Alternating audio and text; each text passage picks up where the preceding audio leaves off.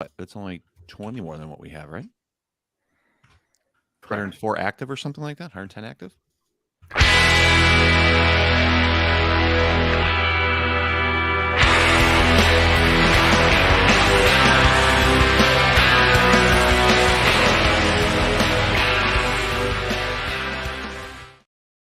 Welcome to Game of Nodes, a weekly podcast from independent validator teams. And we're discussing expansion of validator sets again. Or at least, is it expansion of validator sets or is it expansion of business opportunities? I don't know. But there's quite a few launches. Can we talk about the launches tomorrow? Are we going to be here tomorrow? Oh, Where are you going with this? That was a poorly phrased question, I think. Can we talk about the launches that are occurring tomorrow? Is that what you mean? Yeah. Okay. No. I mean, I thought that was implicit in. Schultz Granted, like, the wording. We only had this show once a week. Well, I mean, the wording was ambiguous, but I thought the meaning was clear. It could only really be one of the. Listen. So you didn't want to instantly. I know we're all drinking. Just leave the potty.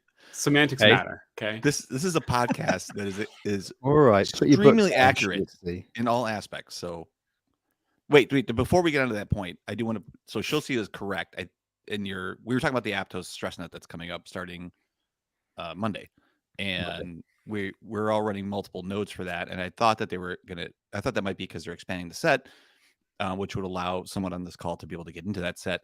But now I'm realizing, but now I'm realizing that he's correct that we're running that because there's 113 validators in the set today, but some of those are much smaller in terms of stake, and so it's the larger stake Genesis vals that are performing 2 nodes apiece to be able to make up that total number, which is about 10 more than what's currently in Genesis, which means the door that I thought was open for our fourth colleague is actually much smaller. Maybe it's just a sliver of a crack.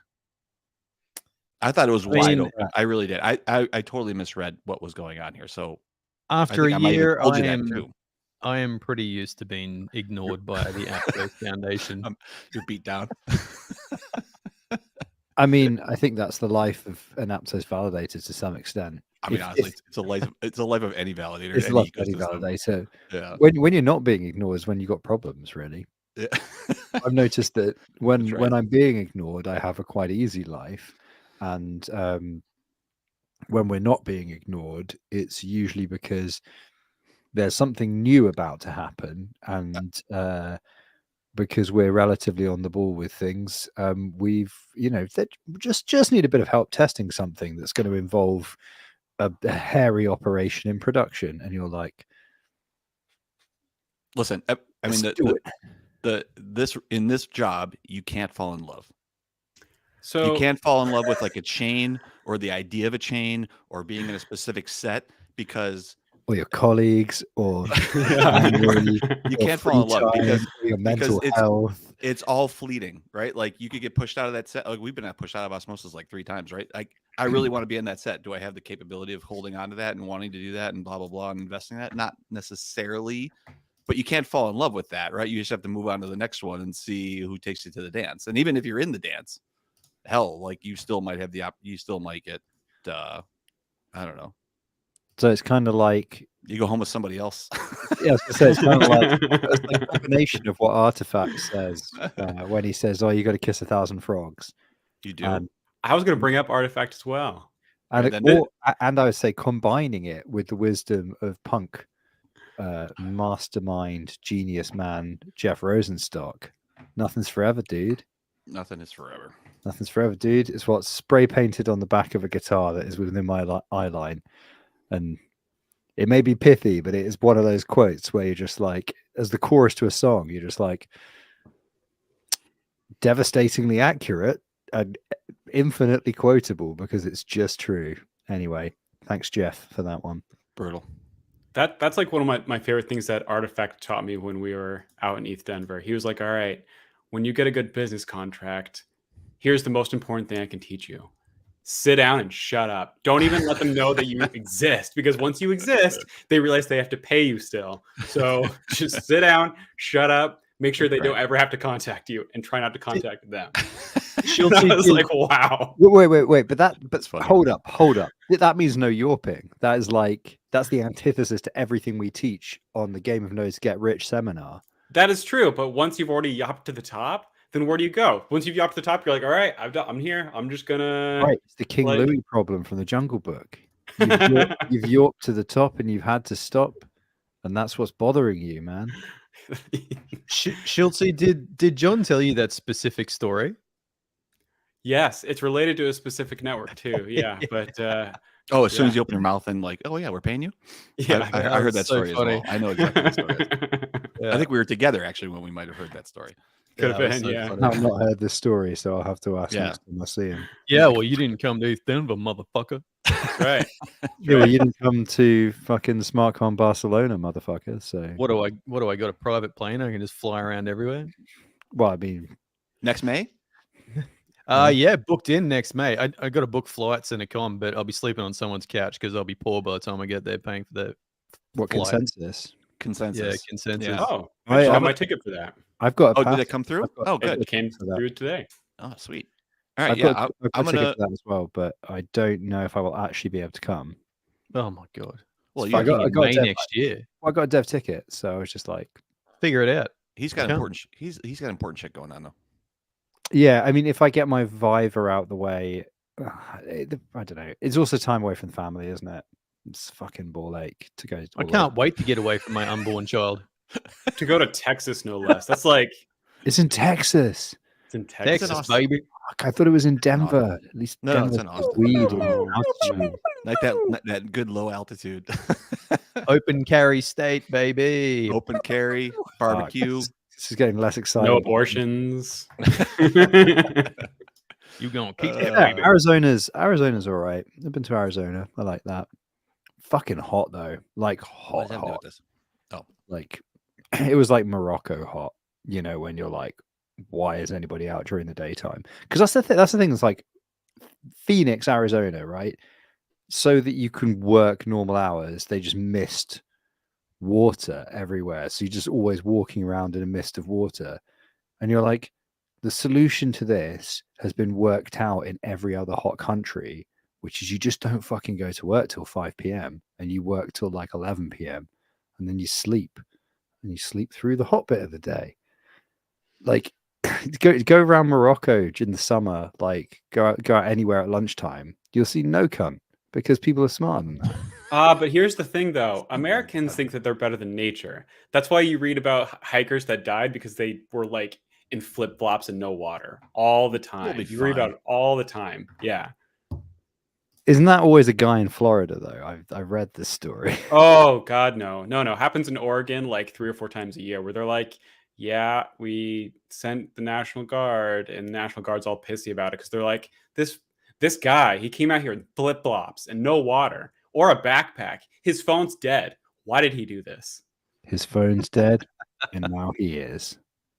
Went camping without a tent. Yeah.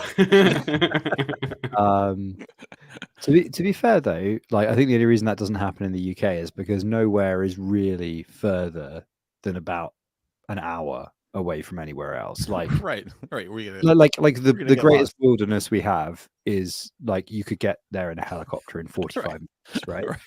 Like literally, you could just point any direction and walk, and you'll hit a pub like within 2 hours, right? Like Yeah. you're not dying out there. And I'm not even kidding. Like you can be in the middle of nowhere and you'll just be like, fuck, I'm actually a bit lost. Yeah, this is pre-mobile phones or whatever. And you can literally walk up a hill and then just be like, oh yeah. Because every valley has a village. Like there's this thing you do called Duke of Edinburgh where it's basically like hiking and outdoors stuff. The long and short of it is at some point when you're about 16, they just dump you in the Peak District for like 3 or 4 days. And every night you have to be in a certain place and you have to carry all your food with you in your tent and blah, blah, blah. But during the day, whatever. And that's literally what happens. You just walk up a hill and you're like, oh, there's a town there. Should we go to the pub? Yeah, all right. yeah, okay. I can You're see like, it. how many hours have we got before the checkpoint? Like, oh, do you reckon we're going to get served? Yeah, it's the middle of the Peak District. I think we'll get served. The only thing is you're not supposed to because they obviously they think about this. You're not supposed to carry any cash on you. You specifically get given, I think it's like granted, this was when I was a kid, right? It's a long time ago. But you're allowed to take a couple of quid for the phone, like for a phone box, as like emergency money. But you weren't allowed to take, enough money to buy a meal, because then they were like, obviously you'll find a town and then you just buy some food, won't you little shits? So you just like put 20 quid in your sock. What are they gonna do? They can just they don't give a shit. They're just like, what you got in your pockets? And you're like, nothing. And they're like, checks out, off you go. And then like just go up a hill and be like, there's the nearest village.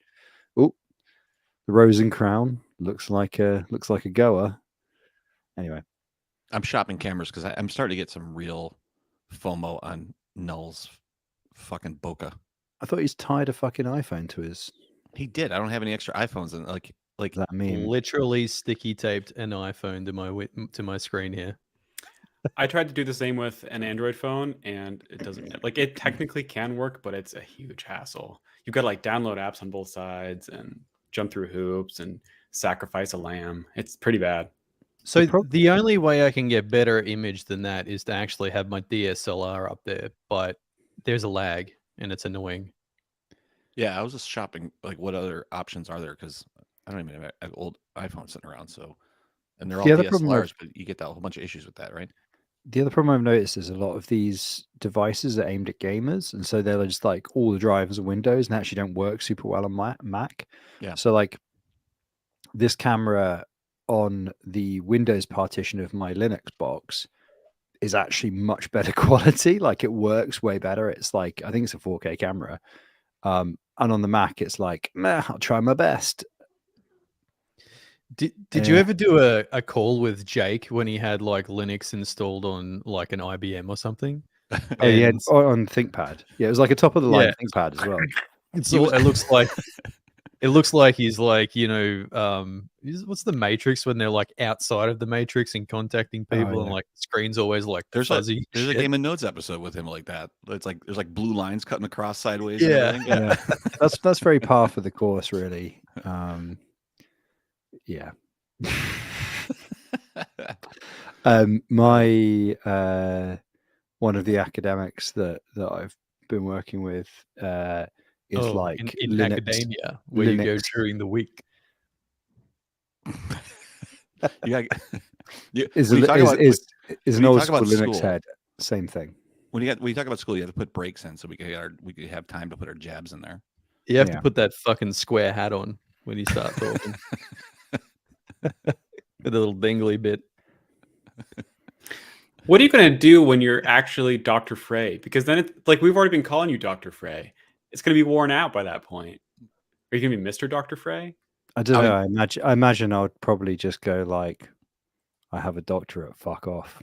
You'll be too distinguished for this fucking show. Let me tell you that. It'll no longer be ironic. I am the doctor now. Yeah, exactly. Look at me. Look at me. I am the doctor now. I'm the doctor now. Yeah, I don't know. I don't know. Ben Davis says the fact that Noah has no idea what the hat is called is excellent. What's that square one with the dangly bit? I'm a graduate, motherfucker. I mean, it's a bit rich of Noel to be going on about school when he can barely find the word in the dictionary. But anyway, hey man, fuck you. Hey man, we don't have dictionaries here. I don't get on with books. Yeah, I've got a fucking big stack of books over there that I've never read. Do you know, like, the answer is always just in a book. It's a question of whether you read the right one. Yeah. Yeah. That's kind of Shut the fuck up. Shut the fuck up. Yeah. This stout is 9% and it goes down very smooth. What is a Guinness at? I'm not sure. Oh, Guinness is about 5.2, I think. Yes, I think it's quite low. It's actually really low calorie as well, relatively speaking. 125 calories for a big old can like this. That's like half of what a cider would be. Well, who gives a shit about cider is full of sugar, right? Yeah. Wow. You guys are kind of harsh there. Well, calories I can't drink cider. It gives me the indigestion because I'm old. So yeah, it's quite acidic, cider. Yeah, it is. The Frey, are you taking your beer piss warm in tradition or? No. Well, it's not bitter. You only have bitter at room temperature. Oh, okay. Sorry, I didn't know. Come on, I thought you all just did all your fucking cold idiot. beers hot. No, like cask. Well, there's a difference between what's it called, keg temperature and cask temperature and stuff. Like there's like room, and then there's fucking. Do you know what, Ben Davis is in the chat? He'll remember the correct word and the thing. There's like room temperature, and then there's like cellar temperature for kegs and casks. Like it shouldn't ever be like the warm beer thing is like not a thing. Like they're always below room temperature. It's just that they're not cold. I'm a firm believer in all drinks are better colder. Like red wine, don't care. I want it cold. Really? 55, Oh 55 yeah. degrees. Oh my god, that is a hot take. Fuck, we can not drink red wine together. Wait, how? That Like is- Jesus fuck. Wait, I mean, wait, I don't know wait, what they're wait, doing wait, up wait. in Oregon, but Wait, like Fucking like refrigerator freezing cold? wine. yeah, just Refrigerator cold or fucking like red throwing wine cold? yeah, Refrigerator cold. Like The 30, whole- like 37-degree cold, like that type of Yes. cold. Yes. Yes. the That's whole right. country of France That's would right. like a word. I do put all they my- are I have- not happy. They are not happy, Schulze. they have I some mean- very angry vintners. Look, I'm not going to lie. I know people who get their box of wine into their plastic cup and throw some ice cubes in there, and I almost like throw up at the whole situation. For a box of Do you have box wine over there? It's got a great name, hasn't it? It's like a Gunda? No. There's all kinds of names. What was it? It begins with a G, doesn't it? Like the kinds of people who are buying that call it like lady in a boat because it's got a picture of a lady in a boat on it. I thought there was like a one word like What's a lady in a boat? like Aussie-ism for the bag of wine. Oh yeah, goon sack. Goonsack. You are so close. The fact that he didn't just take that, your guess, ridiculous. He said a gouda. I said That's like- Gunda, which probably is because I was thinking Bundy Yabba, but It sounded whatever. like cheese. I was like, Well, it is a cheese. Gouda's Oh, Gouda's well, a yeah. Dutch cheese. yeah, yeah. No, they call it a goon bag. Quite bag. popular. Yeah, and in the young crowd at the parties with your goon sack of like just cheap white wine. Yeah. Thing is, though, there's enough like really pretty decent Australian wine that you can probably buy bullshit cheap wine in Australia that's actually like reasonably good. Yeah. I mean, like, I don't know. You can get like $20 wine that's half decent here, I guess. But Sure. you know, for something that's actually tastes good and has a good like finish and texture, it's like maybe $50 to $80 Australian, I suppose. So it's not like France where it's like €3 and you're like, fucking hell. Yeah. What, Is that I all don't in- know. What is that? Is that like a good fucking hell or a bad? Yeah, Fucking hell? good. Oh, okay. No, yeah, it's Fucking expensive hell. over here. I mean, there are Yeah, good Australian wines, but so are we buying those cheaper than you are? Maybe. Well, the labor in Australia is fucking expensive. I don't know if you get like a good bulk rate to get it out. I don't know if they got like some sort of trade deal. We have like know. all kinds of alcohol tax, so you probably get it We do. without the tax. Yeah. Could But be. to be honest, like when I was in the States last, I went and looked at the liquor stores and I'm buying you know, like good whiskeys for cheaper here than what you are by a fair margin. Liquor Yeah. is pretty expensive here. Actually, I mean, we talked State about dependent as well. it is extremely state dependent because the overriding tax, similar to gasoline and things like that. I just And want to liquor interject and does. say from the chat, Ben Davis says the poshest person I know has their red wine cold. However, from memory, okay, I'm not going to dox the area of the country that Ben, I believe, lives in, but I will just say that the poshest person that lives there probably isn't very posh. Shots. Wow. Jeez. I nearly then made a joke in the accent, and then I realized that was also doxing. So out of respect, I'm just gonna mute my mic, have a little chuckle to myself, and then yeah, we have done alcohol tax chat before though. So unless you want me to get the banner, the totally tax time banner out, I'm trying to remember what Which I can Australian do. wines. Oh, Jacob's Creek and what? No, not Jacob's Creek. That's like a cheap wine, Penfolds. isn't it? Penfolds. I have some Penfolds here. That's a damn good wine. Well, Jacob's Creek is the cheap one, isn't it? Yeah. And I think just- the other one, Two Hands, is that another one? I think that's Australian. Those are all good, but those are $80. Two Hands. Those are probably $80 here.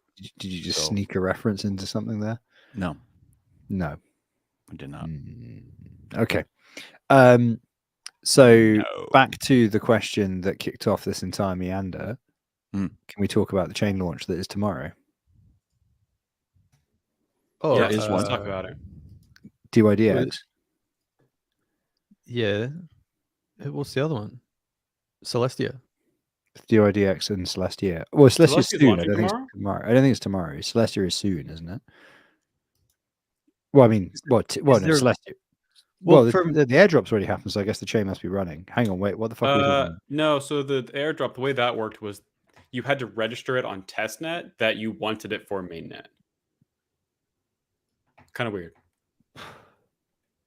Okay. What the fuck? All right. So they would have had a contract and then snapshotted the contract and then put that in the Genesis. Yeah. Yep. I mean, yep. well, except that, will the state? Well, yeah, the state will work, but only if you do some fucking. Okay, fine, whatever. But I thought Celestia wasn't Cosmosm enabled, so how? No, I guess they could have. I guess they could have a custom module, couldn't they? That would make more sense. They have a custom module. They snapshot the state of it, and then they throw it in the Genesis. And then when the chain initializes, you can have 5 fucking tokens worth nothing. So I think you're overthinking it.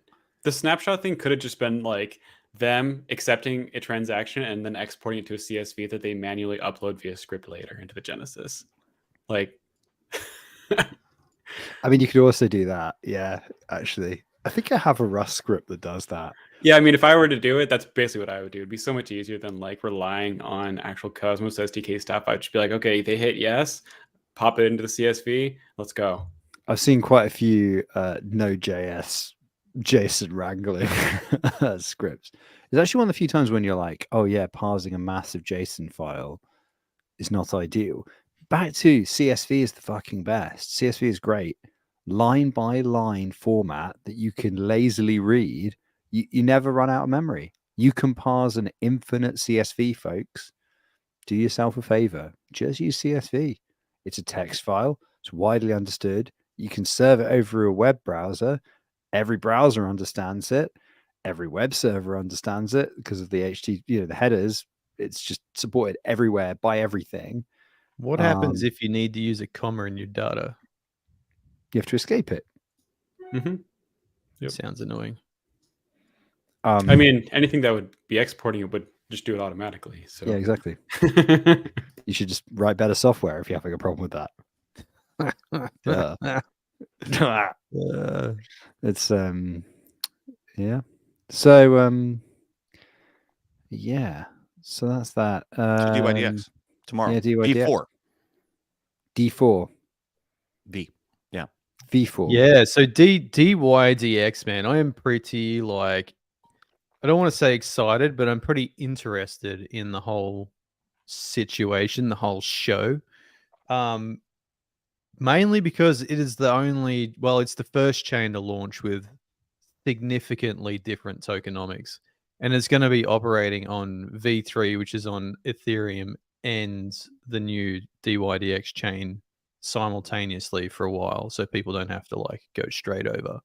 I think indefinitely was the word I heard until they figure it out. So I think it's got a long while. Really? Well, Definitely. They said, I mean, a long while, meaning I think there's so many people who've written kind of trading type of structures on V3, yes, and large traders that they said we're not messing with any of that. Anyway, so there's a bridge which is built into the new chain, which is kind of cool. It's got the Oracle, which is built into the new chain, which is also kind of cool because everybody knows how much of a fucking pain in the ass it is to maintain an Oracle. And also, but on the tokenomics, besides all the token unlocks and all the regular bullshit, there's no inflation. So once the token launches, the supply is the supply, and all of the supply comes from Ethereum. So if you want to have tokens on the DYDX chain, you got to bridge it, and nothing is created or destroyed on the DYDX chain itself. So all of the tokens already exist. You have to bridge them over. There's a bunch of token unlocks on Ethereum very soon, like in, what is it, November sometime. But all of the revenue is paid in USDC. So all the Oh, I didn't revenue know on the that. chain, it's all from trading on the chain, and it's all paid in USDC to the stakers. So Well, I knew that it was all in USD or all paid to the stakers. I just didn't realize that it was denominated in USDC. yeah, so if you have a look at your testnet validator, you'll see that you have no commission in that IBC denomination, which is the DYDX, but you will have just like a bunch of USDC from the trading fees. So pretty awesome. To me, that means that you can actually value that chain traditionally, like where you would use a discounting plus return method to actually value what that coin should be worth based on an expected return plus some risk. So I think I calculated it this week that, and this is not financial advice for anyone, and my math is pretty bad. It's on the back of an envelope, but my rudimentary calculation was fair value of about $6 based on a 10% return in stablecoin. So where's that USDC liquidity coming from? Like, is that, how are they minting that? Is that like native? they're Like, minting it in Genesis, so it's already in a like a module controlled account from Genesis. So as people bridge, it comes out of that account. But And it's supposed to come from Noble. Oh, so they're buying Noble. Oh, Is that sorry, what the they're doing? USDC, not the DYDX. Yeah. Are they Yeah, buying they that? probably have a deal with Noble. I mean, they have to purchase it, right? I Because don't Noble's know. basically buying it from Circle or however that fucking works. Probably. Yeah, I imagine so. So and then are there pools associated with that or no? Like how I mean, no, it's a market. yeah, like the trading platforms, it's a book, so you It's don't an order really book, need. right? So there's just a straight order book for that. Those reserves on USDC, those are DYDX owned reserves, and so based on staking and other types of things, that's basically coming out of that structure. And then Well, hang on, why reserves? Why do they need reserves? Where's USDC coming? Who It comes from the traders. So when the traders trade, they have to have USDC balance. Oh, I see. So that's a fee that's coming in from the traders on the USDC side. Yeah. So when you trade, it gotcha. takes a fee, and that's instantly distributed to the stakers. I gotcha. Instantly, or is that a Epic based? Oh, I couldn't tell you that, but I would Okay. assume it was. I'm assuming it's by block. Wow. Okay. Cool. So you have to have USDC to trade. Then that gets basically distributed based on. Oh, there goes the tape. Oh, no. Oh no. My FOMO has kind of disappeared a little bit. That's an I expensive. mean, someone just needs to make a fucking bracket for these things that doesn't only attach to a fucking Apple monitor. You're forgetting the Gorilla mount, man. Yeah. Well, also the Gorilla mount where you strap in your phone and then it's got the 3 legs and you can just attach it to fucking anything. I know you're talking about the one that can like anchor over. Yeah, those. That's one. I've got one of those in a box somewhere around here. It's super useful. That is fucking hilarious, though. There's a shit. Go look at Google.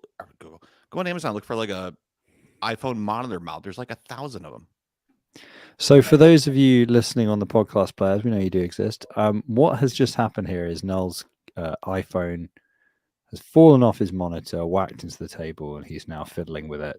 If you're wondering what we're talking about, that is it.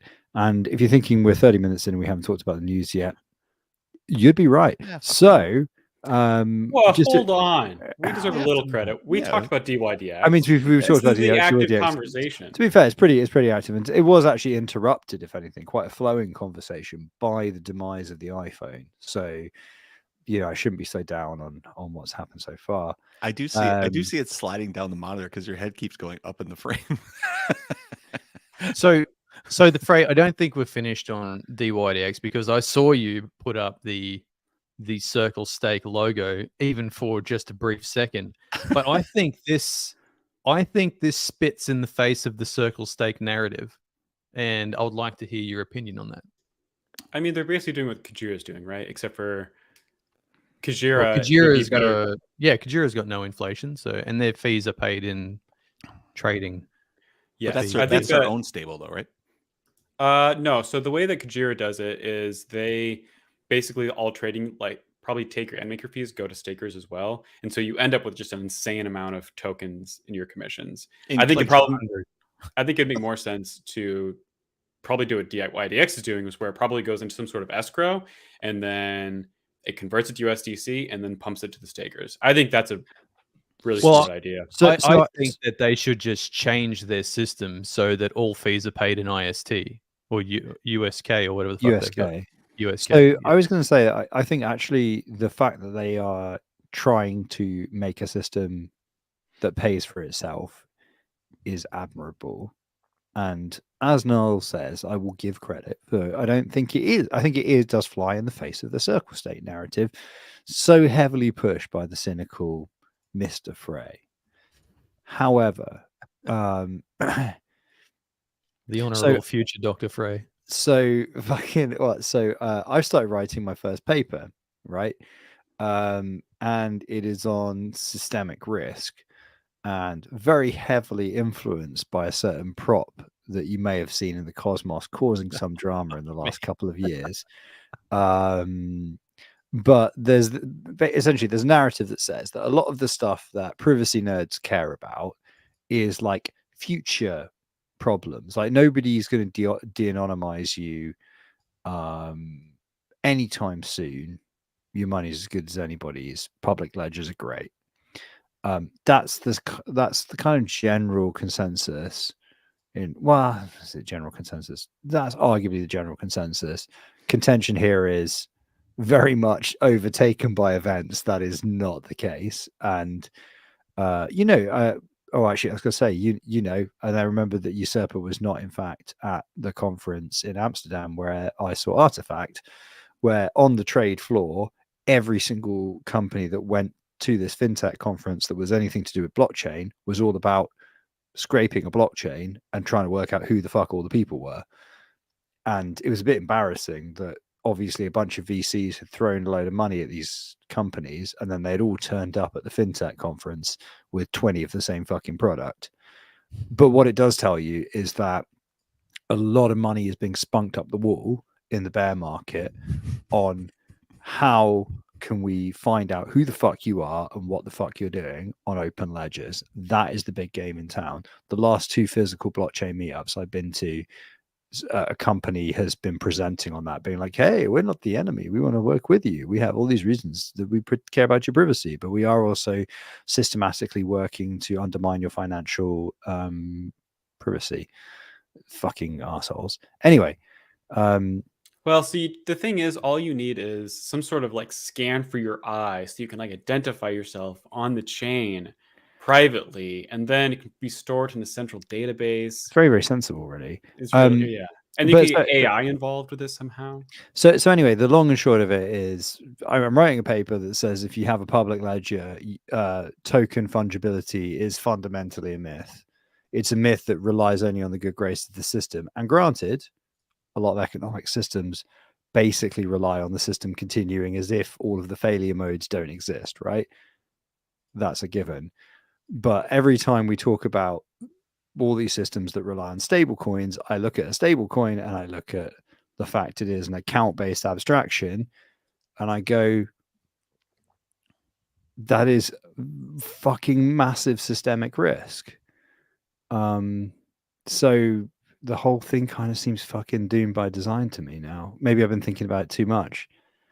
But stable coins are like the absolute one area where, you could have like shit coins and not have any privacy, because most shit coins, you don't have many of them and you use them for really specific things like trading or doing something, and then you trade out of them back into a stable coin. But the fact that most stable coins are still using account-based abstractions is And also that, like, even where they're not, like, there's obviously people spending hundreds of millions of dollars trying to de-anonymize you. I mean, it's all it's all a bit of a mess. So I don't know.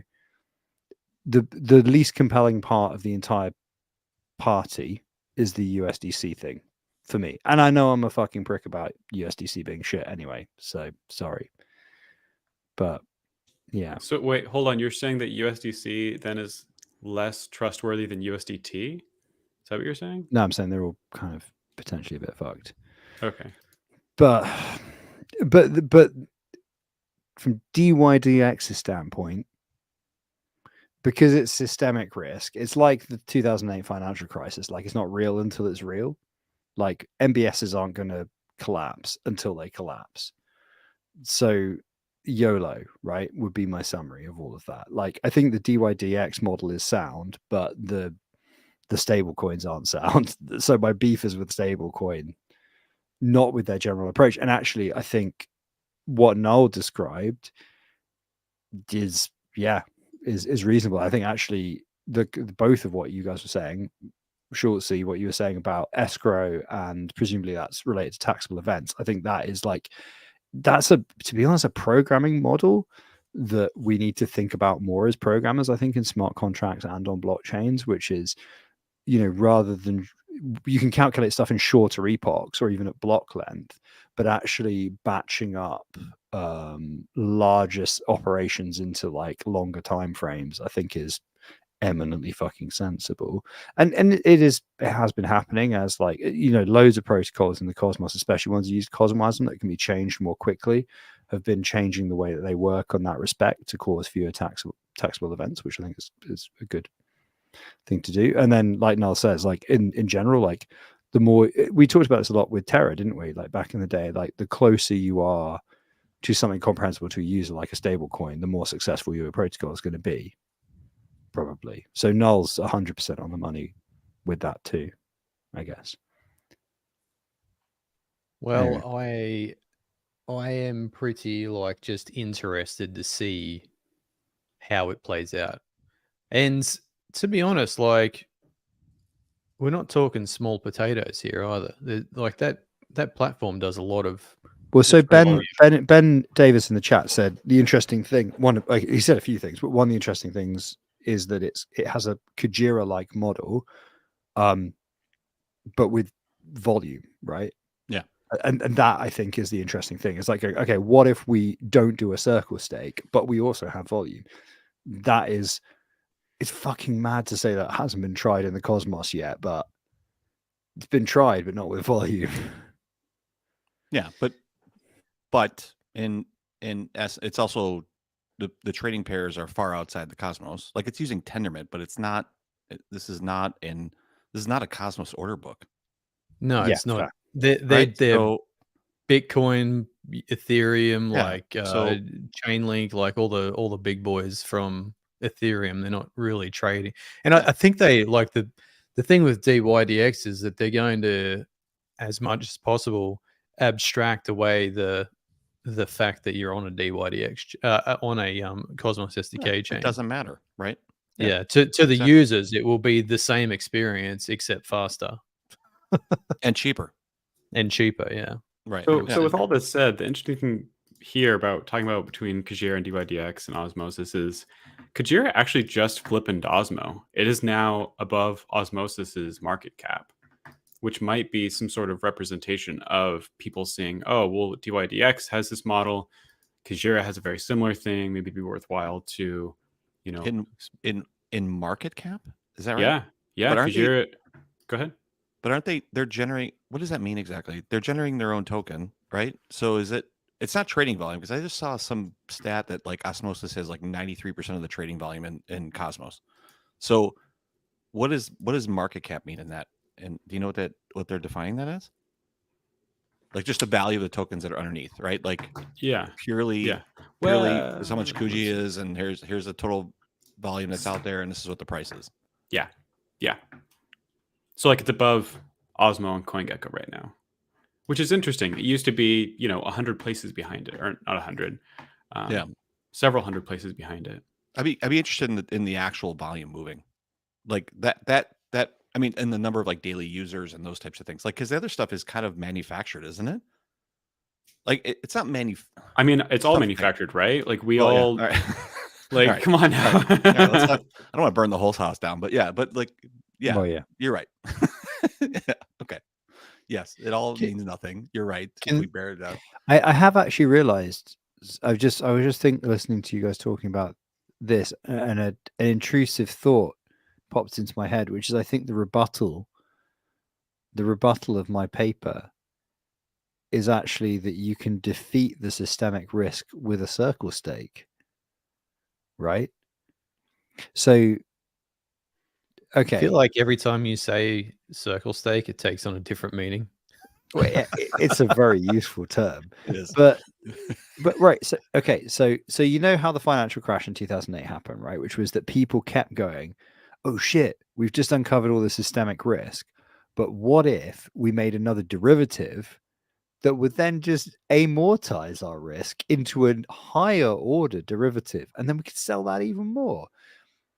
I think that the problem I'm describing is amortized in crypto in the same way, which is that you're like, wow, shit, there's loads of systemic risk with USDC.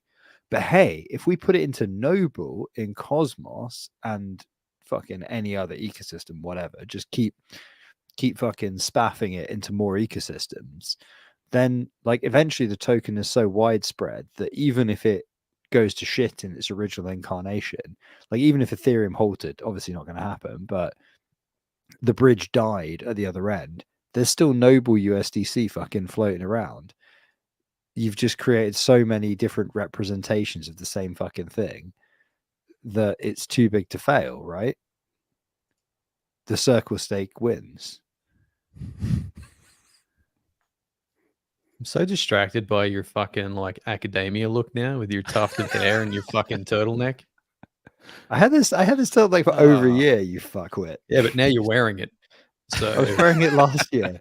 Go you back used to and just go hang back it to in the the cup episode and look at it archives. and think to yourself, one day, Dr. Frey, one day. That fucking day's come, and now you've got it out here. You got that turtleneck's almost touching your fucking ears. You got like this It's tuft of it's shit going over your head now with your it's pretty called hair. yeah. Don't be hating just because I got more of it. And this is a Submariner's jumper. It's a very practical item of clothing for the cold northern winters. You look I'll like come you're to your about defense. rob a I bank. remember that turtleneck. Oh, okay. Thank you. Just Yeah, remember it hanging on the shelf in the background with all the it's other great. shit. It's a great fucking jumper. You're kind of slowly morphing into Matt Damon and Good Will Hunting, and I feel like the rest of What us you mean? are I'm just, morphing into a janitor. no, the rest of us are Ben Affleck just trying to be like, go, dude, yeah, make it happen, yeah. Just don't talk to us like you're talking to Robin Williams. Fucking Chucky. Like I the use way that- I see the rest of us is like a non-player character just sort of backing up and walking into a door, backing up and walking into a door. And like the phrase just drives this spaceship over the top of the door. I'm fucking. I wish I had actually made a meme of it. I could preload it into our slick podcasting software. One of my favorite memes, which is not really a meme because only I fucking use it.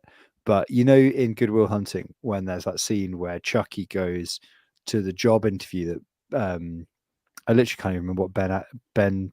Ben Damon. Matt Damon. I can't remember what his fucking character's called. Who gives a shit? Doesn't matter.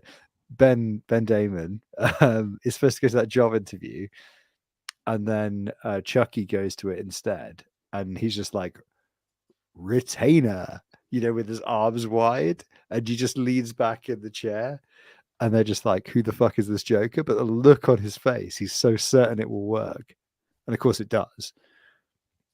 That is the single best moment in the film, and I have a screen grab of that and occasionally just add a word on top of it. But that's the don't ask, don't get. That moment. I have a feeling Retainer. next week the word's going to be circle steak. Circle steak. Yeah, something like that. You saw it. You saw it here first, folks. The Frey memeing. I mean, fuck. We should have just. You know what? So, to the title of this podcast, right? we did the whole validators of the real heroes things. I made the fucking t-shirt design, right? That happened. Usurper vetoed it. So the t-shirt saga continues. Really? I didn't veto. I just didn't think it was that funny. Was He there a didn't get vote it. on He the? didn't There get was it. no vote. Do we need a prop? We didn't put a prop on the DAO, to be fair. I mean, did it really happen if it wasn't voted on? Like, If it didn't happen on a public ledger, was it That's right. really even a thing? Much like paying our news guy. yeah, like it just, well, you know, the super had a fucking an opinion, but I mean, there's two other people in this DAO. Like maybe we had a differing opinion. Could have. Well, you right. didn't even fucking comment. No. So Well, it's because I fucking hated it. I didn't want to hurt your feelings. you think my feelings would be hurt by that? You must think I have much thinner skin than I actually have. I don't give a fuck. Man, with that fucking light, I can see through your skin into your fucking bone. That's true. That's true. Yeah, it is cameras. Pretty weird lighting in here for a guy that's quite brown as well. Although maybe less. Maybe less I so look in far winter. more brown than you right now. I'm not this brown in real life. This is all the camera. Yeah, this is probably more the massively overexposed. Well, to be fair, it's also the camera has like a lighting ring on it, so I'm getting like blasted in the face by really helpful white light. Your But right enough. cheek is so fucking overexposed. It's not funny. Like there is not. Yeah, that one. No, Oh, is it reverse camera? That cheek is like got so much overexposure that it's just half of your face is white. There you go. Yeah, it's even There you that go. way without the reading light. Weird. Weird. Yeah, and the weird thing is that this light, I think, yeah, it's kind of more on that side. Fuck knows, mate. Like literally, the only thing that's here is a wall. There's a wall there where my hand is. So I don't know. Maybe it's reflecting off the wall. Anyway, it's not important. Should we What you continue with really the should news? do is So- paint your room black, get some soft boxes. Okay, and so here's the fix up thing. that goddamn We've camera. tried a bunch of t-shirt ideas. We've tried the iDump shitcoins. We've tried the Go Mod Tidy. None of these things have happened. The one t-shirt design that does exist, it actually exists. Those of you who are at Cosmoverse may have seen this guy. They do. All these exist. It's not it's anybody can. This one exists. Anyone can create a t-shirt. It's the actual building of the making of the t-shirt. This is where it's all falling apart. I think at this point, our most iconic contribution is this. Yeah. And I think that's the t-shirt. I think by default, by a sheer grinding down, an evolutionary process, a battle to the death, a thunderdome of t-shirt apathy has led us to the only survivor being Circle Stake, the only logical conclusion. Okay, I have to step in here. I feel like you feel like that our only contribution to society is the circle stake sign. I mean, it I was still really very like the funny. No Veto shirt. The No Veto shirt really did it for me. That's a That good one was shirt. fantastic.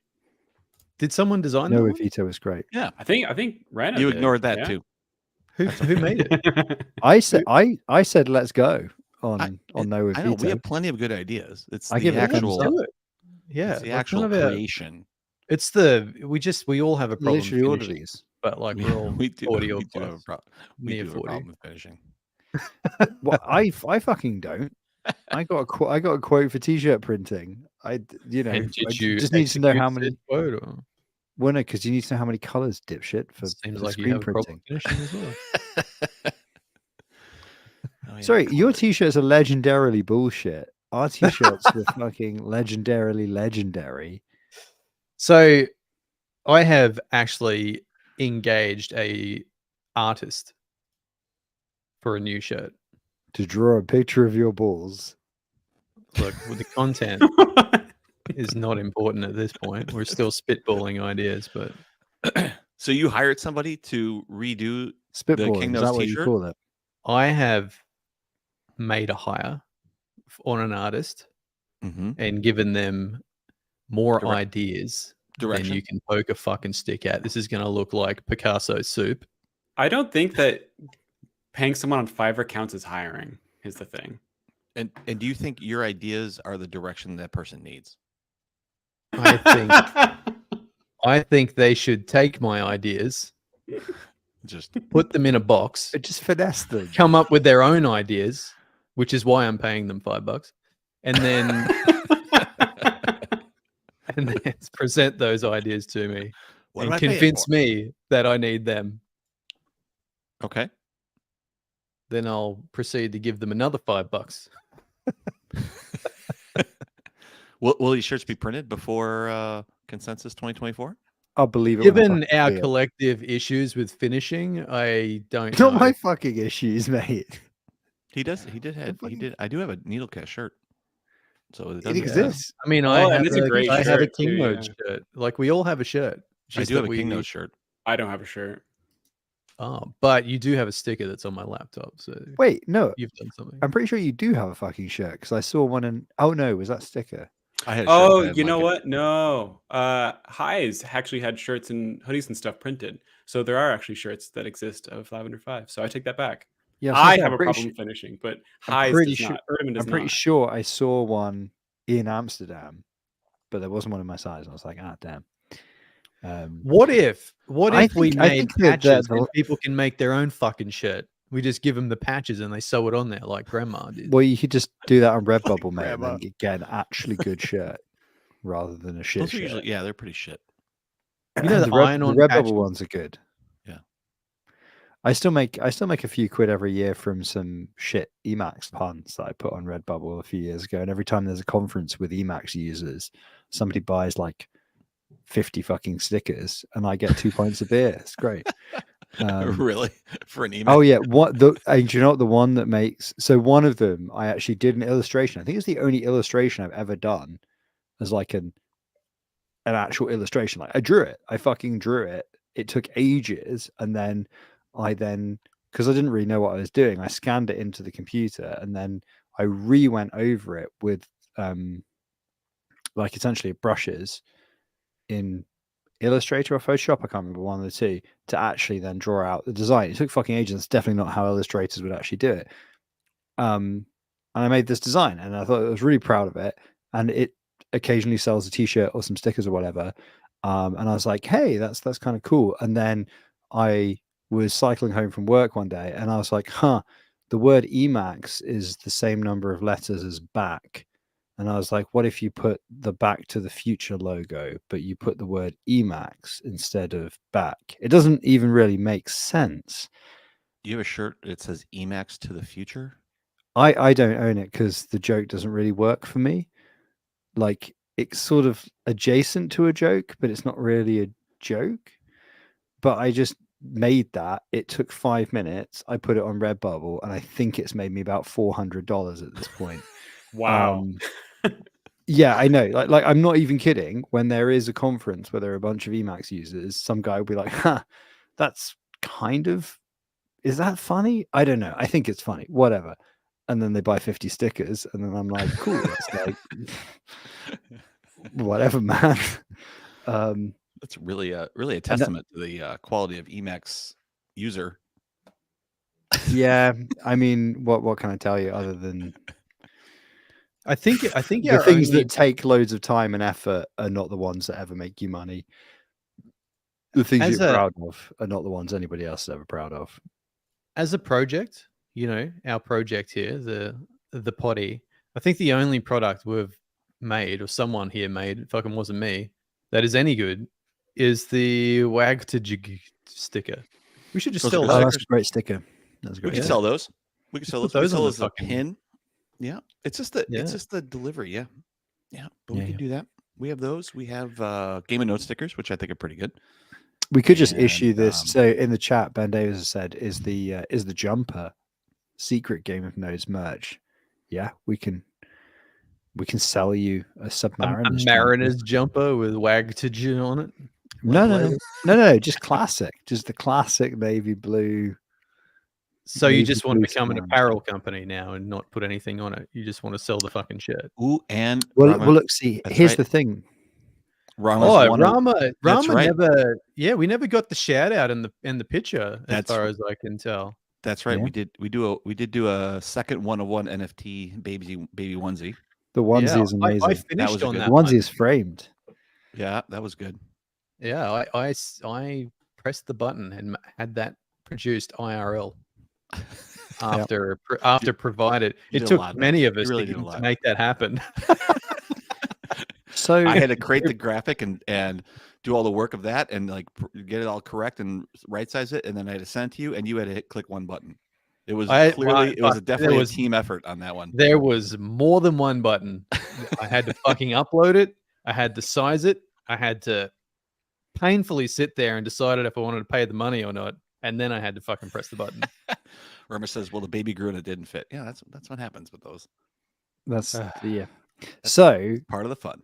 I think okay, so I've just okay. As a side business that might actually be profitable, I think you probably could sell these jumpers in America, right? Because these are really cheap because they produce a load of them for the Royal Navy and they have a specification. They have an MOD specification. They have to be made with British wool and blah blah blah blah blah. Anyway, and they have to be like particularly hard wearing, yada yada yada yada yada. I don't think there is just a lineup of people wanting to wear British wool robbing a bank. Hold up. So the thing is, they're actually really durable. They're really warm. They're really good, and they're really cheap because they have to make fucking loads of them for the Royal Navy, right? So why could you not just buy them in England? Because I don't think you can buy them elsewhere because they're military surplus, but you can buy them bulk here. Then put a new fucking label on them saying fucking Billy Big Balls Fancy Jumper be Steve Jobs. You're a twat. You want to be Steve Jobs. Let's fucking go. That might be a long name to put on the neck swing Is that hangout. the URL? Yeah, whatever. You guys understand marketing better than I do. You fucking tell me, right? So then you put your own fucking thing in the neckaroo, right? And then put a fancy swing tag on it, and then wrap it up in brown fucking paper, right? Which you can get a warehouse, just get a bunch of people to do that, and then you fucking sell that shit for $200. And believe me, you would be getting a very healthy margin on that. Nobody wears turtlenecks is the problem, except in Portland. Okay, so I guess that's like peak hipster territory. You could stand out the front of your local college and flog them at a pop-up stand, maybe. I mean, if it was 1986, I mean, it's probably more profitable than being a Cosmos validator. Let's fucking face Look, it. academia is all over that look. You could sell them wigs too, like the whole tuft wig. No. What you need to pair with it is one of those like beanies that don't go over your ear, the ones that are like itsy bitsy. Yeah, like with the rolled up thing. That the sailors also wear that with a exactly. Yeah. Or we should brand that square hat with the dangly thing. Oh yeah, that too. Yep. Maybe we should. If you wear a Game & Nodes square hat with a dangly thing at graduation, that would be respect. I'm not sure you graduate. And do you graduate from a postgraduate? No, I think you just up on stage and then you got to wear robes and. I don't know. You could get one of those. You could get like a giant gold medallion with a chain and put that over your robes. I assume they just say thanks for the cash, idiot, and then they tell you to fuck off. Like fuck off. Enjoy your. Off. That would be funny to do. Enjoy your blockchain bullshit. Enjoy your blockchain bullshit. Good luck. Good luck out there. The world's moved down while you've been in here. Fucking idiot. I had a whole thing where I needed to debug some stuff on a server the other day very urgently, and it was literally like the only place I could. Well, luckily there's fucking loads of buildings now in central London that are owned by University College London that I can swipe a pass, go into, and there's free fucking Wi-Fi, which is great. Actually, very high. Strongly recommend a PhD as a very expensive way of getting free Wi-Fi throughout London. And then you just like sat there with all these you're just like, oh fuck, like in the corner of like essentially a library. They're all libraries. There's just loads. UCL has like fucking 19 libraries. What the fuck? Anyway, there's probably more than it has. Whatever. Anyway, and you're just like, there's no like, what the fuck am I doing with my life more than being my age in the like huddled in the corner of a library. Well, there's all these fucking kids, sorry, with their lives ahead of them, and you're just like, why aren't the fucking ports mapping properly? And you're like, the life of a validator, man. Fucking, it's like, I'm actually 24. This is just how it's aged me, you know. Fucking, I'm actually 20. I'm actually 20. Do you know what's really weird as well? You know, you talk to undergraduates and they're talking about like I can remember it, and it is very real. Like, I don't want to diminish it. Like, it's fucking stressful being a student in your final year and whatnot, and looking at the world of work and being like, fuck, what am I going to do? I need to fucking pay my rent and shit. But like, it feels baffling, you know, when you've been doing this shit for too long, and you're just like, oh yeah, imagine not having to just by default fucking work. Like, that it's this new thing that you're worried about, you definitely want to do. Fuck. I don't know. Yeah. Like, do you ever like look back at your misspent career in tech and be like, and then you like, I guess this is what you do when you see somebody who's on a different point of their career, right? They haven't even started their career in tech, and you're just like, you should do it, obviously, but it is a Faustian bargain, young Padawan. Only in Depending. blockchain. Yeah, don't launch a blockchain. Don't launch a blockchain. Whatever you do, don't launch a blockchain. Well, just stay away from that. Just stay the fuck away from that. Basically, would be my recommendation. I was coming back to Schulte's comment on Kujira and osmosis and market caps and all that kind of stuff. I was just back on CoinGecko looking at that data. That's actually, you're right. They definitely flip position in terms of market cap with Kujira at 168 million and Osmo at 166. But the trading volume per day is almost 20x on Osmo. So I got 4x from what I was looking at. I got Kujira looks like it's about 1 million, and Osmosis is about 4 million per day. Kujira on CoinGecko shows Kujira at 600,000 and Osmo at 10 million. Interesting. I looked at the different websites. Like, I went straight to the source, so there must be different. Ooh, I don't know where CoinGecko might be getting from. God knows where they get their. I mean, they shots fired. Research showdown. I'm just restating what's on CoinGecko. Yeah, it's interesting, and I'm really curious on like the actual volume on each thing. Like, I mean, I know osmosis drives like the majority of actual moves, but because it actually goes back into one of the news items, which I don't know if we want to talk about, but one of the news items this week was that Sunny comes to the realization that Osmo isn't the real hub. This is Rama's talk. Rama says that bots trade on Osmo only. Sure. No, but that is, there's no doubt about it, right? I mean, you make that case for any of these. I mean, Kujira as well, right? So at this point, I am all of crypto is just one big bot army. It's always just like a circle stake. I also am like, at this point where we have like a kind of, we're all drinking beer fireside chat, we really should just have Rama and Ben on, because all we're doing is talking to the chat, which is Rama and Ben. Yeah, and that's not a bad idea, honestly. And reading their news, which anyway. So I guess Sunny's coming back. I'll put a link in the show notes to both his tweet, as well as there's a link to the Commonwealth, or not Commonwealth. It's on the Atom Cosmos. Did we mention that news? That's what I'm doing right now. The 900,000. That's what I'm doing right now. You paying attention? So Usurper kind of has sort of. I'm trying to bring it back on rails. Smoothly enter the news segment. So smoothly, in fact, that Null fell asleep. Might not have noticed. Yeah, exactly. Null certainly didn't. Should we talk about the news? Yeah. So the fun thing about this piece of news, right? So the piece of news is that. Why do we have to derail everything of progress on this episode? I didn't realize what you're doing there. So it's very smooth, very smooth. So Null's kind of cocked this up. Let's shit on it now. Osmosis, right, isn't part of the atom economic zone, wants a bit of the pie. Rama's words there. I'm using them verbatim. Thank you, Rama.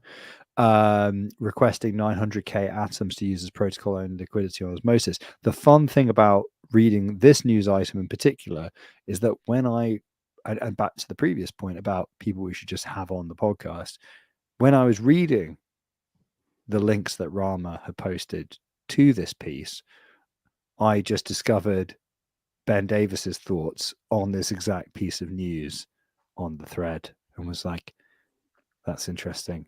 Thank you, Ben. Maybe the real circle stake was the viewers we discovered along the way. What was his piece of news on this? Oh, just that Ben wrote a quite substantial write-up on the post that Sonny had posted on the Atom forum. Oh yeah, I do see Bendy one. So I'll put a link to that prop. So yeah. So anyway, I mean, also increase the comment was increase Osmos TVL by 10%, increase the Atom and ST Atom, Stride Atom liquidity by 50%. I thought that I read through kind of a bunch of the comments associated to this, and both Stride supporting this and I saw Bendy's and Robo's comment associated with this. I thought there's so many people that in this thread calling out that the idea that osmosis become a consumer chain as a part of this prop, and I thought that was just fascinating that came up where that so the AEZ or this idea that we're trying to be able to take this source of wealth within the cosmos, and so therefore anything that gets used of that source of wealth has to be a consumer chain. Just kind of, I think, in my eyes, defeats the whole fucking purpose of this ecosystem. Well, and like, sorry, continue with your thought. No, that was it. Like, it's just fascinating that like if you went back 2 years, I know we're like the bear and all this type of stuff, but if you went back 2 years, this idea that like if anybody wants to take a liquidity or therefore they have to be a consumer chain and we have one validator set, it goes like that would I would never would have thought that conversation would have happened 18 months ago. It's just interesting, like what drives that. Well, it's because it's driven by degens rather than by. Well, it's kind of yeah. Well, it's a bit like, I don't know. It's a bit Lord of the Rings where I have my Precious, and Precious, like this Precious is that we have this huge amount of we have this huge value that we've created in this thing, and we're trying to figure out how to protect it. And so anybody who wants to come and take a piece of that, like then we instantly clam up, and then we have a method with ICS to be able to use a position to take advantage of those consumer chains, right? Or to be able to make them an income generating type of source for my Precious. And I believe you're actually talking about rent. I believe you're talking about becoming a rentier class. What does that mean? Well, so it's essentially rent-seeking behavior, isn't it? Where you say, I have capital. I would like rent for my capital. I have capital. You want my capital. So I'm going to demand rent in exchange for any marginal benefit extracted from my capital. But that exists anyway, right? You could do that just by having LPs and having like that. There's processes to be able to do that. What this really is not that I'm taking rent for that capital, but I'm taking ownership of your home and renting it back to you from an ICS perspective. So it's like I guess it's kind of like traditional banking, actually, isn't it? Yeah, a bit. But ICS doesn't take ownership. They just, I don't agree. They don't take ownership? No, well, they just provide the security, right? They still like the chain itself still has all of its own token. Like, if anything, I think ICS chains are taking advantage of Atom. Like, they're basically getting free fucking validating. So they're having their cake and eating it too. I don't know. They're definitely taking advantage. Except that cake's a shit cake. Well, but it's still a cake. Yeah, there is no cake. Like, that's the point. They have it's a fucking gummy bear. I don't know, but it's not a fucking gummy bear either. No, it's nothing. They have nothing. They have their nothing, and it gets to exist for free, basically. Yeah, but that's the point. It's nothing. If you haven't, if Atom stops, their party stops. That is converse to what you were just saying. What you were just saying is that Atom was taking ownership and thus reaping the benefit in a rentier-like behavior. Yeah, for I'm its validator saying set. that Atom doesn't get fucking anything out of it. They get to provide security basically for free. True. No, they do get something out of it because What? they can They get to say, "Oh, we've got they an can stop their chain, acting-" and then you go to zero. What? How much closer to zero can some of those things get? Okay, fair point. But my That's point like is, fucking they're at the bottom of the log scale. okay. My point is, like, I don't give a shit that much about all of this like complete libertarian stuff, as you know. But a big portion of this entire fucking circle stake, right, is supposed to be against the idea that somebody can tell you what to do, right? And fundamentally, although it would result in systemic collapse of Atom, when you agree to ICS, you are under the cosh of the Atom economic zone, right? It is like being a state in the US and saying we will accept federal jurisdiction. It is conceptually similar. You have like, okay, I'm fucking really mixing metaphors here, but whatever. You some stuff you get to work out for yourself, some stuff you don't. Fundamentally, if you fuck up enough, the US Army comes knocking at your door, right? And in the case of permissionless blockchains, which are primarily economic in nature, the only thing they can really fucking do is shut you down, right? But fundamentally, on a really like serious level, you don't own anything, right? So long as you're renting your security, you are a renter, right? It is like renting a flat versus owning a flat, something like that. At the end of the day, your landlord can, under certain situations, perhaps ruinously for themselves, because of some, economic circumstance around throw you out, right? And it might be economically ruinous for them to do so for whatever reason. You might sue them, who knows? But they can throw you out, right? That is always a risk. And that's I don't agree with that analogy at all, because there has to be an exchange of something to be a renter. Like handing you a fucking empty envelope is not renting anything. Well, so I think you're correct. I think the problem is they're saying that they're going to pay rent, right? Like that's the big argument, that they're saying, all right, so by taking us on, you're going to earn all this rent. And the reality is they're not actually fulfilling it, right? So okay, but doesn't that make my point? So forget the renting analogy, but doesn't that make my concern about risk even more valid? You're in the position of being a renter and you're a deadbeat, right? So not only are you in the weak asymmetric power position of being a renter of the thing that keeps the party going, but you're also a deadbeat renter who isn't paying any fucking rent, and you don't. I think what you're saying is that they're hostages to Atom. I don't think they're 100%. Yeah, but a renter is a hostage to a landlord.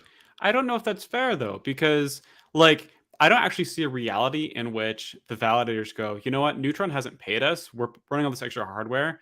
Fuck them. Let's vote them out and then kick Neutron out. I would probably vote on that. I'd be like, I'm ready to rock. Well, not necessarily against Neutron, to be fair, but like, I mean, eventually, if it continued the way it's going, it would happen, right? Yeah. Like, you think so? You think that would actually happen? There would be people have tried to shut down Chihuahua like 3 times. The only chain that I'm aware of that's been shut down is Kerberos, whatever. Yep. No, and that even still is contentious. That wasn't even 100% voting. Shutdown is separate, being kicked out of the ICS. Like you would because back to the Atom validator set. Like I know that there's a ton of rules and I guess provisions around what validators have to participate and how much ownership they have. Like they've broken the idea of having a validator set to be able to make this structure fit, right? Because the incentives aren't there. Now, eventually, I'm not saying it's where we are, but if those pressure gets higher and higher and the number of ICS chains grow and the losses keep going, then those rules would change again. And at some point, is it possible that they say, fuck this chain, get this chain out of here, and they have to move off? Yeah, of course they would. Right? Like, I mean, that's I would think, why wouldn't that happen? Like somebody would find that and say, we're going to get this out of here. It's not valuable. It doesn't mean the chain stops. It just means that it just gets kicked out of the renting situation. I don't like that analogy either. Ben is seething at this whole conversation. He is fucking walking around in circles. I just can't fucking understand. I just can't fucking understand why people understand your keys, your crypto, But somehow people in Cosmos have got this fucking idea into their heads that, not your ledger. Yeah, totally fine. Your crypto. It's like, no, you run the ledger or you don't fucking run the ledger. 150, 200 validators is already not decentralized. It's already fucking theater. It's a complete joke. It is it is massively vulnerable. The only reason that, is that luckily 200 people can never agree on anything ever. That's the only reason that there isn't any major risk factor from a 200 validator set. And then it's like, okay, we're going to centralize all the remaining chains into this and this big basket of risk, and that's totally cool. It's like, yeah, okay, at that point, let's just fucking give up. Like, IBC is the party. The entire party in the Cosmos ecosystem is IBC, and ICS is just fundamentally it takes IBC and it just makes a mockery of it. I don't know. I just don't know how to put it any better than that. Like, I think it's a joke. The two technologies are fundamentally antithetical to one another. I think that's a bit of a stretch. I wouldn't consider them antithetical, but I do think it kind of like makes you squint a little bit, right? Like mesh security, I think fits pretty well within the IBC narrative. It does. Sure. Yeah. ICS doesn't hit that harder and more difficult, but yeah, I agree. I love Sonny's comment. And Sonny's kind of, what would be a suitable form of alignment that doesn't involve adopting an immature technology like ICS v1? It's like you work in blockchain. We deal in immature technologies, my man. Golden Ratio said, why in the earth would the hub give us most of $6 million more in liquidity when they can keep it in-house on Neutron and Duality? Well, part of the reason is that Osmosis is 93% of the actual transaction. And I don't even know how to use Neutron. Yeah. Actually, I had to look. I had to Google Duality after that comment because I was like, what the hell is that? It's a Slipknot album, isn't it? I don't know. I don't really know Slipknot. I mean, I know that one song that always comes on when you go to a metal silent disco at a festival. You know, the that one. That's Slipknot, isn't it? I quite like Slipknot, to be honest. I haven't listened to it in a very long time, but in like high school, that was my jam. I was more of a System of a Down. That's more of a System of a Down kind of guy. All right, Noel, what do you got? What is actually launched on Neutron? I am not aware of anything other than like Astroport. Do they do anything else? Does anyone know? I don't. I'm looking into it right now. I'm not a validator there, so because I ain't on the old atom. On the old atom. Hey, what the fuck is this bathroom incident about? I read the thing and it's just looks like someone's memeing hard. The old coach. So the news item here is that there is a Twitter, I'll link in the show notes, from Oxdow, which I don't know who this person is. I don't know if anybody knows who this is. Yeah. Isn't Ox the name of Grandpa Simpson's squad mate who died while taking the when they have the tontine in the Simpsons? Too obscure. So yeah. Coach does he died. He got a hernia carrying the art out of the chateau, right? Classic Simpsons fans will understand. Coach does a Spaces like on, I think it's like a Friday night thing in the States. Oh, yeah? It's like on Saturday here, and I'm not sure if he still does it, man. But I used to listen to it sometimes when I was driving places on Saturday. It's fucking funny, but it's like the whole thing's fucking satire. So I can only assume that this is satire as well. But it doesn't read like satire. Conversation starter. What goes on in the bathroom at OsmoCon? Yeah, it was a little bit direct, I thought. Well, it's not direct because it doesn't really talk about what the hell happened or who it is, but anyway. I feel like it's one of those scenes where there's like, there's a whole scene and then like everybody leaves and then someone comes out of the stall and it's like it's Coach. Of course, I had to leave a comment, of course.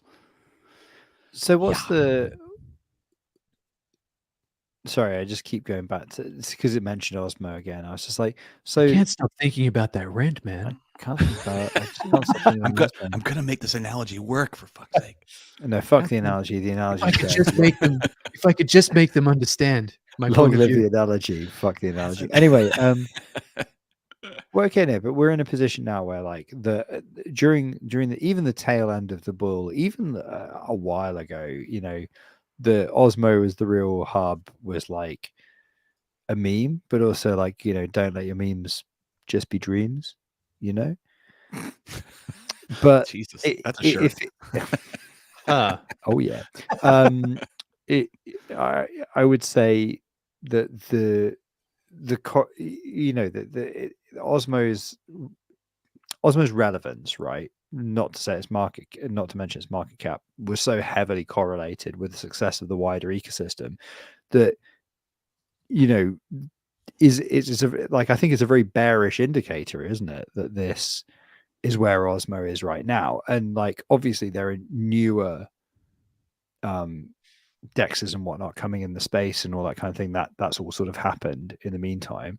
So if a bull market rolled around tomorrow, would we expect to see Osmo back in that conversation of like the hub, or do you think other things have taken its place now at this point? To be clear, like, I don't think that was considered in terms of ICS. I think that was that was just the commentary from individuals on that group. I don't think I would not think that the Osmo team would consider that at all. Well, of course not. No. Yeah. But like, you know, the fact that smart asses will even raise that, I think is a bearish indicator on Osmo, but it's also, I think, a bearish indicator on the whole cosmos. Which part? I don't know that I agree. So yeah, like all dexes aren't doing well right now, right? So of course Osmo going down. Whereas Atom, like, I think Osmo is still mostly known within like Cosmos active users, right? Whereas Atom is not. Atom has like Coin Bureau that talks about it and like Coin Telegraph. Osmo isn't in that scene. So without that marketing branch and without like the central exchanges allowing the trading, and so like people understand the narrative of Atom, but they won't be able to see it for Osmo as much. For the people who actually, you know, used it, I think it's true that Osmo felt like the actual hub. I think that what could have saved Osmo is actually instituting some sort of IBC fees earlier, or at all, as it were. And then like in my mind, what should be happening is IBC should be getting fees, and that should go split between like validators and relayers themselves. The lion's share, in my opinion, towards relayers, because relayers are the ones actually paying them. But like, if Osmo is doing, I don't remember the exact number, let's say 100,000 IBC transactions a day, which I think is reasonable for what they're doing, and it was, you know, 1 cent each, that's still what, $10,000, I guess $1,000 of real, quote unquote, real yield per day.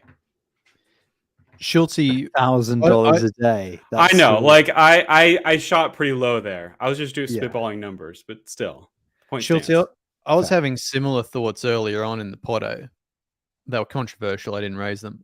So what I think would be like a cool proposition would be if they eliminated like trade fees altogether.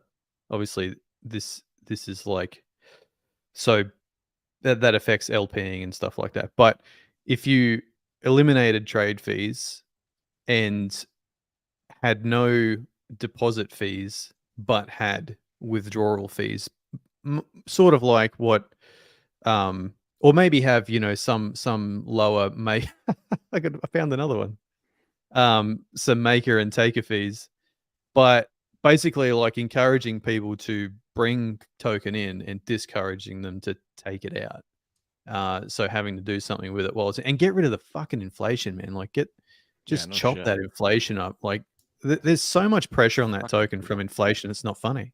I mean, okay, so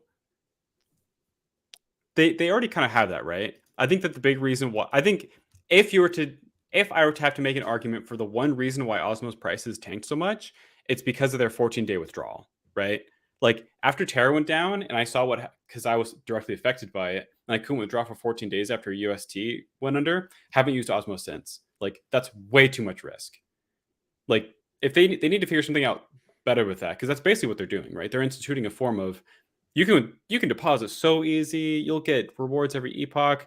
Oh, but if you undo, then yeah, you get you lose yield for 14 days, and it's gonna take 14 days to withdraw. It's just not the same ask as staking. Staking, I mean, yeah, Osmo has superfluid staking or whatever it's called, which is you stake whenever you're doing LPing. Right. But that's such a big ask compared to I'm not aware of really any other ecosystem that has that, where you're kind of required to be in there if you deposit.